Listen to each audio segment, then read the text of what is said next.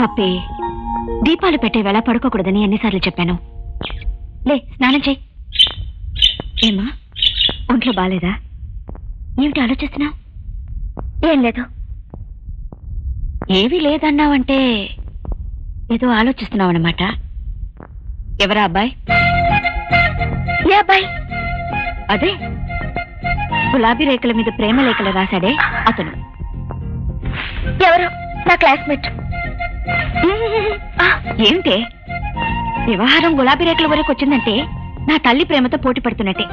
ఎలా ఉంటాడు? పర్వాలేదు. అమితాబ్ అంత హైట్ ఉంటాడా? అమీర్ ఖాన్ అంత ఉంటాడు. అలాగా?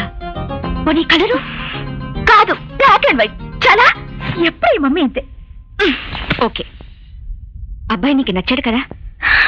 అమ్మయ్యా, ఓన్లీ పెళ్లి కొడుకుని వెతికే బాధ్యత తగ్గించాం.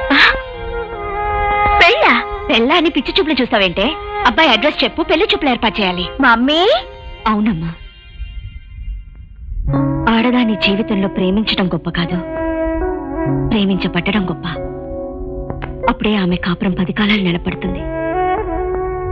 మరి నువ్వు కూడా ప్రేమించేగా పెళ్లి చేసుకున్నావు. నీ కాపురం సంగతి ఏమైంది? అందుకని నో లవ్ నో మ్యారేజ్.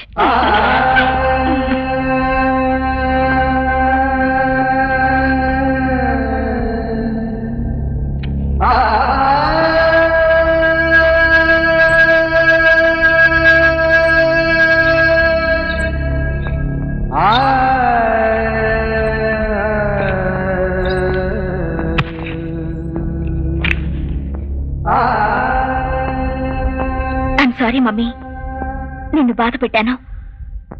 నువ్వు పెళ్లి చేసుకోమని నా గురించి చెప్పావు, నేను పెళ్లే చేసుకోనని నీ గురించి చెప్పాను. అది కాదు మమ్మీ, నేను నీకు దూరం కాకూడదనే కదా డిగ్రీ తర్వాత కూడా నన్ను డాక్టర్ చదివిస్తున్నావు.